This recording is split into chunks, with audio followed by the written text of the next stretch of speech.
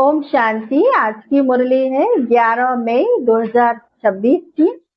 बाबा कहते मीठे बच्चे, बाप आए हैं आप बच्चों को अपने समान महिमा लायक बनाने। बाप की जो महिमा है वह अभी तुम धारण करते हो। आज का प्रश्न, भक्ति मार्ग में परमात्मा माशूक को पूरा न जानते भी कौन से शब्द बहुत प्यार से बोलते और याद करते हैं? उत्तर है, बहुत प्यार से कहते और याद करते हैं, हे माशूक तुम जब आएंगे तो हम सिर्फ आपको ही याद करेंगे और सबसे बुद्धि योग तोड़ आपके साथ जोड़ेंगे। अब बाप कहते बच्चे मैं आया हुआ हूँ तो देही अभिमानी बनो। तुम्हारा पहला फर्ज है प्यार से बाप को याद करना। ओम शांति। मीठे मीठे जीव की आत्माओं को परमपिता परमात्मा यानी जिसने अब शरीर का लोन लिया है बैठ समझाते हैं कि मैं साधारण बूढ़े तन में आता हूँ, आकर बहुत बच्चों को पढ़ाता हूँ। ब्रह्मा मुख वंशावली ब्राह्मण बच्चों को ही समझाएंगे, जरूर मुख द्वारा ही समझाएंगे। और किसको समझाएंगे? कहते हैं बच्चे तुम मुझे भक्ति मार्ग में बुलाते आए हो। हे पतित पावन, भारत खास और दुनिया में आम सब बुलाते हैं। भारत ही पावन था, बाकी सब शांति धाम में थे। बच्चों को यह स्मृति में रखना चाहिए कि सतयुग त्रेता किसको कहा जाता है, द्वापर कलयुग किसको कहा जाता है, उनमें कौन कौन राज्य करते थे। तुम्हारी बुद्धि में पूरी नॉलेज है। जैसे बाप को रचना के आदि मध्य अंत का ज्ञान है, वैसे तुम्हारी बुद्धि में भी है। बाप जो ज्ञान देते हैं वह बच्चों में भी जरूर होना चाहिए।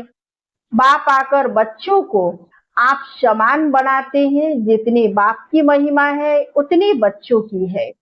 बाप ने बच्चों को जास्ती महिमावान बनाया है।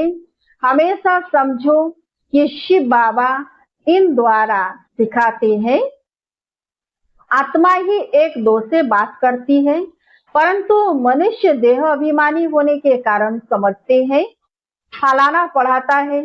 वास्तव में करती सब कुछ आत्मा है। आत्मा ही पाठ बजाती है, देही अभिमानी बनना है। घड़ी घड़ी अपने को आत्मा समझना है। जब तक अपने को आत्मा नहीं समझेंगे तो बाप को भी याद नहीं कर सकेंगे, भूल जाते हैं। तुमसे पूछा जाता है तुम किसके बच्चे हो, तो कहते हो हम शिव बाबा के बच्चे हैं। विजिटर बुक में भी लिखा हुआ है तुम्हारा बाप कौन है, तो झट देह के बाप का नाम बताएंगे। अच्छा, देही के बाप का नाम बताओ, तो कोई श्री कृष्ण का, कोई हनुमान का नाम लिखेंगे या तो लिखेंगे हम नहीं जानते। अरे तुम लौकिक बाप को जानते हो और पारलौकिक बाप जिसको तुम हमेशा दुख में याद करते हो उसको नहीं जानते हो। कहते भी है हे भगवान रहम करो, हे भगवान एक बच्चा दो, मांगते हो ना। अब बाप बिल्कुल सहज बात बताते हैं। तुम देह अभिमान में बहुत रहते हो, इसलिए बाप के वर्षे का नशा नहीं चढ़ता है। तुमको तो बहुत नशा चढ़ना चाहिए, भक्ति करते ही है भगवान से मिलने के लिए। यज्ञ तप दान पुण्य आदि करना यह सब भक्ति है। सब एक भगवान को याद करते हैं।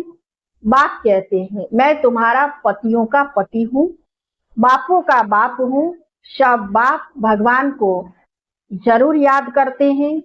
आत्माएं ही याद करती हैं। भल कहते भी हैं भ्रिकुटी के बीच में चमकता है अजब सितारा, परंतु यह बिगड़ समझ के ऐसे ही कह देते हैं, रहस्य का कुछ भी पता नहीं।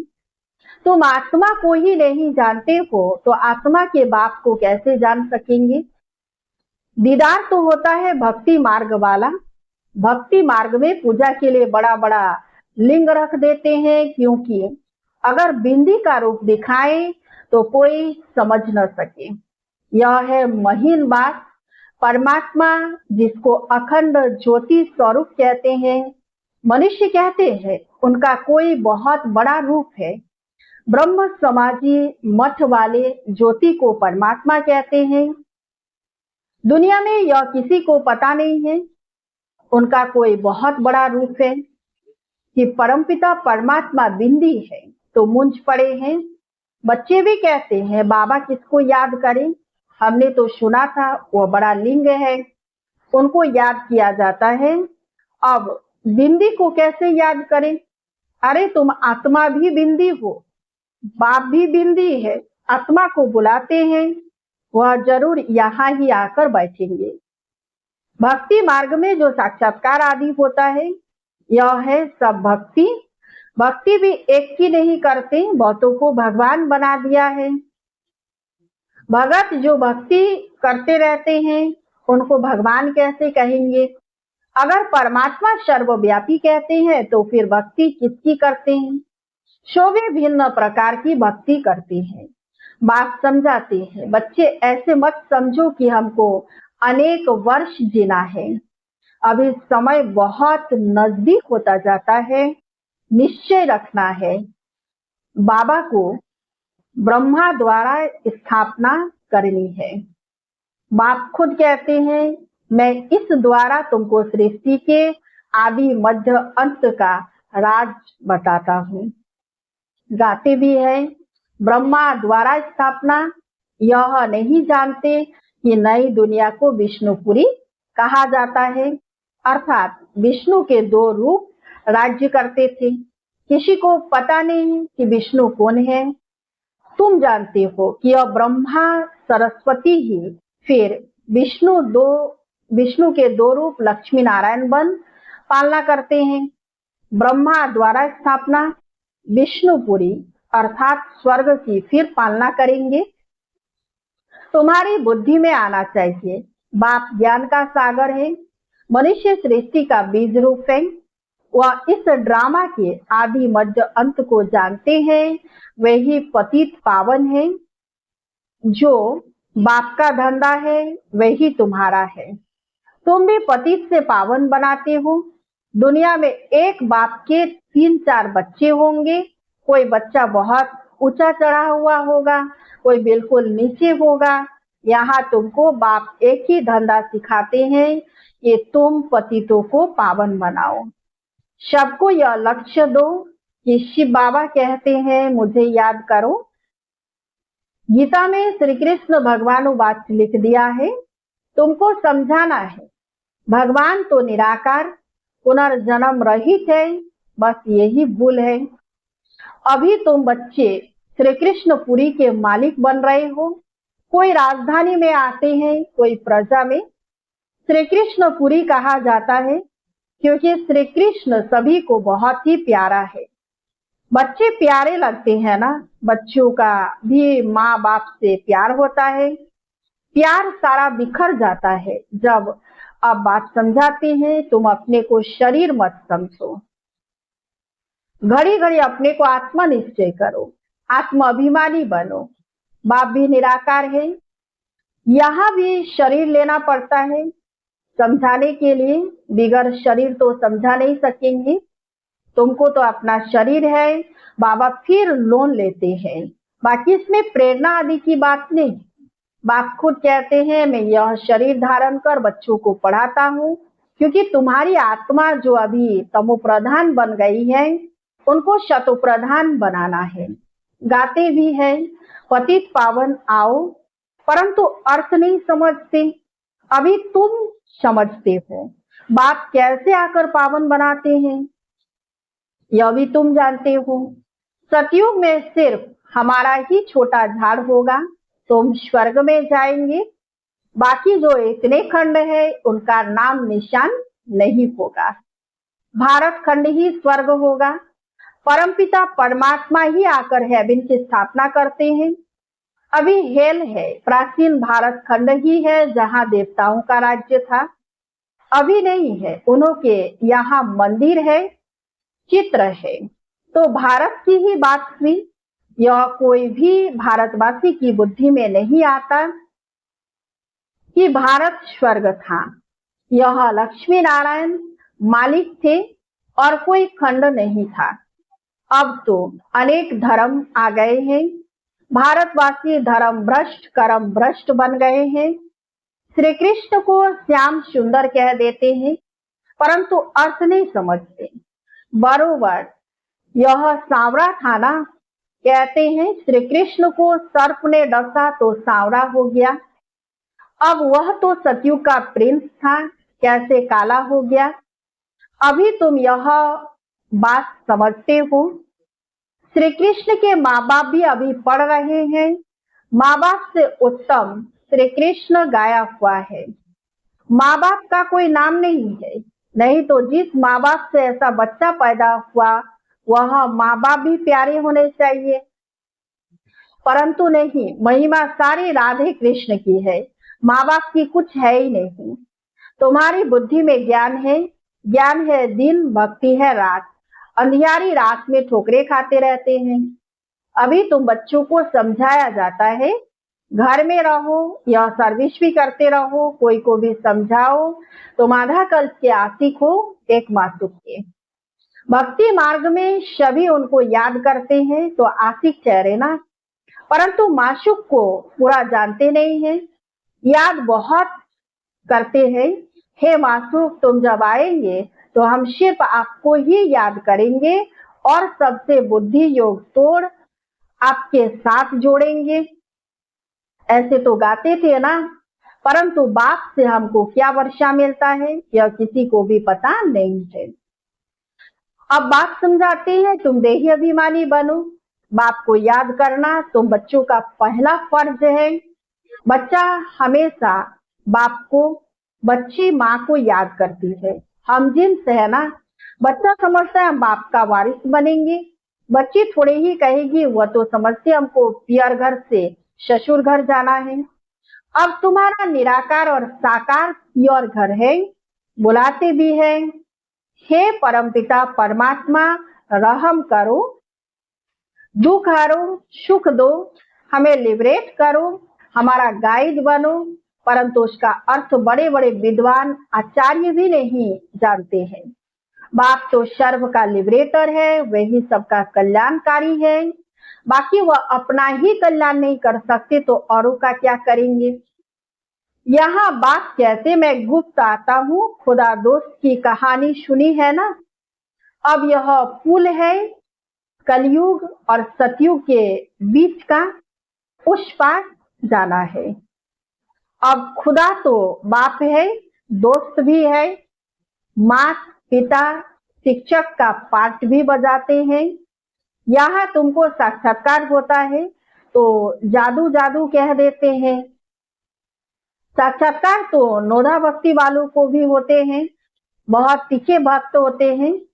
दर्शन दो नहीं तो हम गला काटते हैं, तब साक्षात्कार होता है, उनको नोधा भक्ति कहा जाता है। यहाँ नोधा भक्ति की बात नहीं, घर बैठे बैठे भी बहुतों को साक्षात्कार होते रहते हैं। दिव्य दृष्टि की चाबी मेरे पास है, अर्जुन को भी मैंने दिव्य दृष्टि दी ना। यह विनाश देखो, अपना राज्य देखो, अब मामे को याद करो तो यह बनेंगे। अभी तुम समझते हो विष्णु कौन है। मंदिर बनाने वाले खुद नहीं जानते विष्णु द्वारा पालना। 4 भुजा का अर्थ ही है 2 भुजा मेल की 2 फीमेल की। विष्णु के 2 रूप लक्ष्मी नारायण है, परंतु कुछ भी समझते नहीं है, किसका भी ज्ञान नहीं है, न शिव बाबा का न विष्णु का। पहले पहले बाबा का आकर्षण था, बहुत आते थे। शुरुआत में सारा आंगन भर जाता था, जज मैजिस्ट्रेट सब आते थे। फिर बेकार का झगड़ा शुरू हुआ, कहने लगे बच्चे नहीं पैदा होंगे तो सृष्टि कैसे चलेगी। यह तो सृष्टि बढ़ने का कायदा है। गीता की बात ही भूल गए कि भगवान उवाच का महाशत्रु है, उस पर जीत पानी है। कहने लगे स्त्री पुरुष दोनों इकट्ठे आए तो उनको ज्ञान दो, अकेले को नहीं दो। अब दोनों भी आए तो देवे ना। देखो दोनों को इकट्ठा भी देते हैं तो भी कोई ज्ञान लेते हैं, कोई नहीं लेते हैं। तकदीर में नहीं होगा तो क्या कर सकते हैं। एक हंस एक बगुला बन पड़ते हैं। यहाँ तुम ब्राह्मण देवताओं से भी उत्तम हो। जानते हो हम ईश्वरीय संतान हैं, शिव बाबा के बच्चे हैं। वहां स्वर्ग में तुमको यह ज्ञान नहीं रहेगा। न जब निराकारी दुनिया मुक्तिधाम में होंगे तब यह ज्ञान होगा। यह ज्ञान शरीर के साथ ही खत्म हो जाता है। अभी तुमको ज्ञान है, एक बाबा पढ़ा रहे हैं। अब यह खेल पूरा होता है, सब एक्टर्स हाजिर है, बाबा भी आया है, रही हुई आत्माएं भी आती रहती है। जब सब आ जाएंगे तब विनाश होगा, फिर सबको बाप साथ ले जाएगा। सबको जाना है, इस पति दुनिया का विनाश होना है। अच्छा, मीठे मीठे सिकिलधे बच्चों प्रति माता पिता बाप दादा का याद प्यार और गुड मॉर्निंग। रूहानी बाप की रूहानी बच्चों को नमस्ते। हम रूहानी बच्चों की रूहानी बाप दादा को याद प्यार, गुड मॉर्निंग, नमस्ते नमस्ते नमस्ते। धारणा के लिए मुख्य सार 1 नंबर है, पतित से पावन बनाने का धंधा जो बाप का है वही धंधा करना है। सबको लक्ष्य देना है कि बाप को याद करो और पावन बनो। 2 नंबर, यह ब्राह्मण जीवन देवताओं से भी उत्तम जीवन है। इस नशे में रहना है, बुद्धि का योग और सबसे तोड़ एक मासुक को याद करना है। आज का वरदान, त्याग और स्नेह की शक्ति द्वारा सेवा में सफलता प्राप्त करने वाले स्नेही सहयोगी भव। जैसे शुरू में नॉलेज की शक्ति कम थी, लेकिन त्याग और स्नेह के आधार पर सफलता मिली। बुद्धि में दिन रात बाबा और यज्ञ तरफ लगन रही। जिगर से निकलता था बाबा और यज्ञ। इसी स्नेह ने सभी को सहयोग में लाया। इसी शक्ति से केंद्र बने। साकार स्नेह से ही मनमना भव बने। साकार स्नेह ने ही सहयोगी बनाया। अभी भी त्याग और स्नेह की शक्ति से घेराव डालो तो सफलता मिल जाएगी। आज का स्लोगन, फरिश्ता बनना है तो व्यर्थ बोल व डिस्टर्ब करने वाले बोल से मुक्त बनो। फरिश्ता बनना है तो व्यर्थ बोल व डिस्टर्ब करने वाले बोल से मुक्त बनो। और व्यक्त इशारे, सदा अचल अडोल एकरस स्थिति का अनुभव करो। कोई भी बात हो जाए, चाहे प्रकृति की चाहे व्यक्ति की, दोनों अचल स्थिति के आसन को जरा भी हिला न सके। इतने पक्के हो जाओ जैसे देखो शरीर आसन पर नहीं टिक सकता तो हलचल करेगा ना, ऐसे मन हलचल तो नहीं करता। सदा अचल अडोल, जरा भी हलचल नहीं हो। अगर कभी हलचल और कभी अचल है तो सिंहासन भी कभी मिलेगा कभी नहीं मिलेगा। ओम शांति।